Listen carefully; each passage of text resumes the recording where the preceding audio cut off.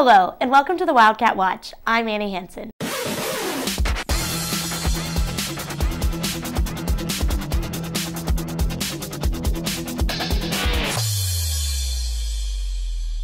Baker University recently received a $300,000 grant from the Sunderland Foundation for the Rice Auditorium renovation project.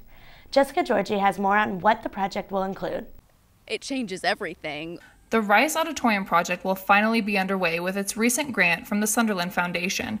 The project will include 3 phases, the first one involving the auditorium renewal. The second phase will be focused on making a flex space to bring the auditorium up to technological speed. And the third will be remodeling the lobby.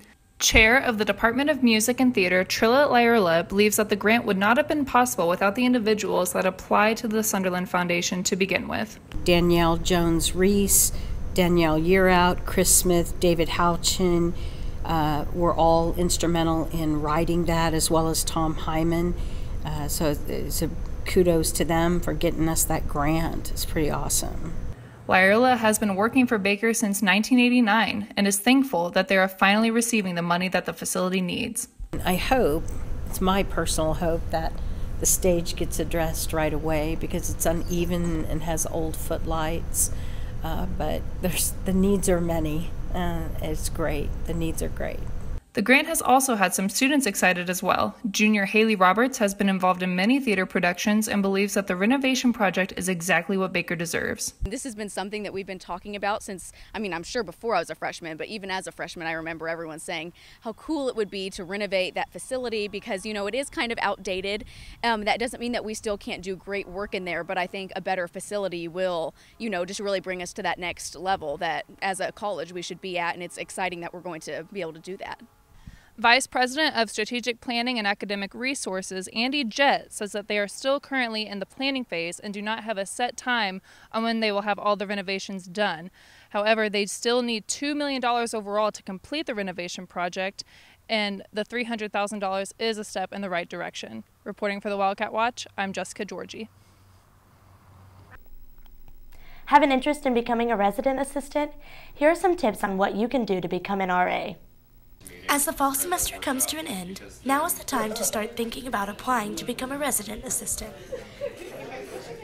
It's really important that RAs have had some sort of experience in leadership.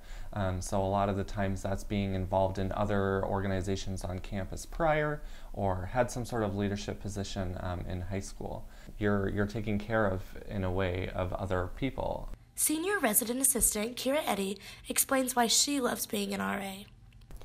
I became an RA because obviously there's some really good benefits with becoming an RA. You get a free room, so you don't have to pay for your dorm, and then you get paid monthly, which is really nice, obviously, because we're all college students and we're trying to pay for stuff, so that's a really cool benefit. And I also wanted to get connections with the students.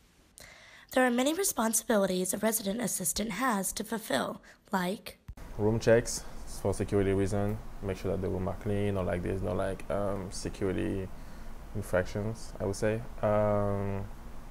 Toilet paper is the main one. That's what I'm most known for right now. Opening up the door for people when they get locked out. That's the main reason why my phone is always ringing.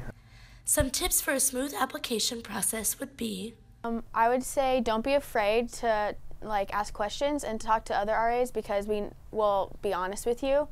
And then to get interest early, like at the beginning of the fall semester. So if you are interested, make sure you get that going real quick, and that way you can get in the system and you'll get emails that has all the information, and then you can go to informationals, and then you'll be ready for the application process. Applications open November 1st and are due December 9th. If you have any more questions, you can always reach out to the area coordinator of Resident Life, Michael Stockert. With Thanksgiving, Christmas, and other huge holiday feasts on the horizon, there's a lot of fear of gaining weight. Robert Dowdy found out how people are preparing for the season of eating. With the changing of the seasons comes the feasts of fall, and as Thanksgiving and Halloween loom around the corner, some students have taken to exercising now in order to enjoy themselves this holiday season.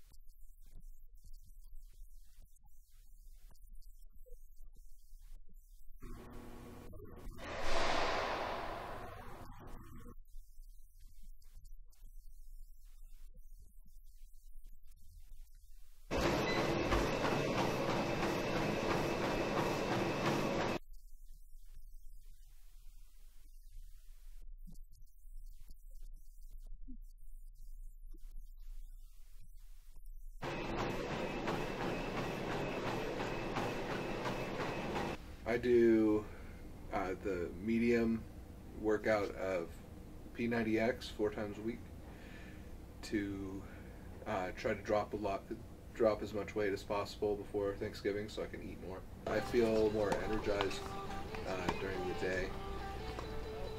Things like that. I've lost weight so far so good. When you first start out exercising, it sucks. But after a while, it makes you feel good. You know, when there's all that food and it's just there for the taking, it's hard not to eat 2-3 helpings. So you lose all that weight just to gain it back. It's kind of a defeatist culture type situation. Reporting for the Wildcat Watch, I'm Robert Dowding.